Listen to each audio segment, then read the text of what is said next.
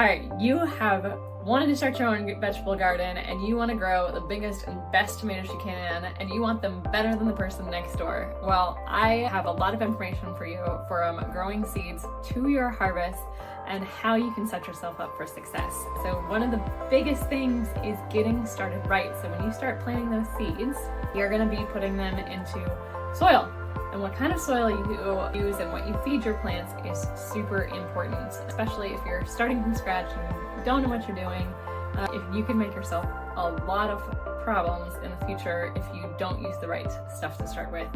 So I'm Lauren Kane, I'm the founder of Elm Dirt. I help gardeners use natural and organic products to help grow their own vegetable garden and keep chemicals out of their vegetable gardens. And one of the things that we've learned over the years is that if you add ancient soil a ton, up to 20% of your soil mix, so you can use coco coir, you can use compost as the rest of your soil mix, but if you use our ancient soil up to 20% of that mix, it's going to give a good slow release nutrient source throughout the rest of your growing season for your plants.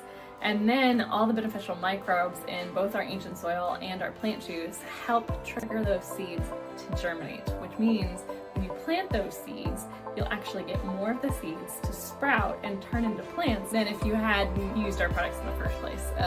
That can be a really big source of frustration. I know I've planted seeds before, and then you sit there and maybe you get 1 out of 10 to sprout, or maybe you get 5 out of 7 to sprout, but you always feel bad that you didn't get all the seeds that you planted to sprout.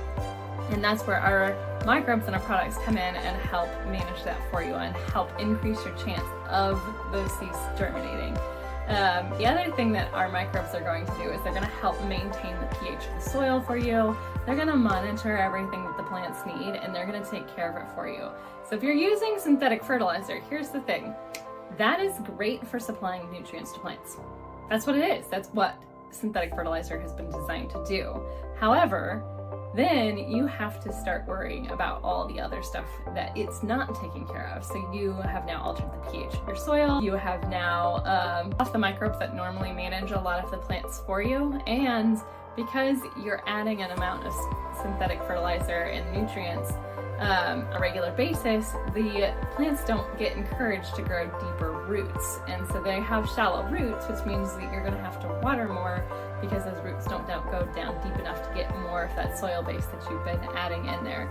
And then the other thing that people aren't aware of with synthetic fertilizers is most of them are salt-based. And so over time, that salt can build up in your soil and make it harder and harder for your plants to grow. So if you're using synthetic fertilizer, you either need to flush your soil or replace your soil on a much more frequent basis. You use a compost and a coco coir mixed with our ancient soil, you get a lot of good stuff that's built up, and that coco coir and that compost is going to break down over time.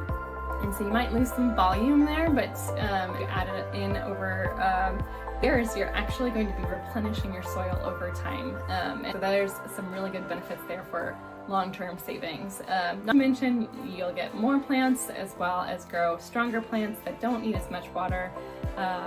It makes it easier too, because those microbes are also going to sit there and help protect your plants from pests and going to help strengthen them against any stresses. Or so maybe you go out of town for the weekend and you forget to water them.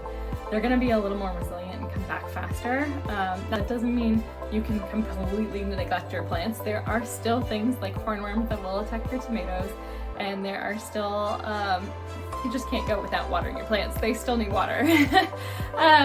This is going to make it easier for you to maintain and easier for you to get to your harvest, and it's going to help make your vegetables more nutritious and more delicious.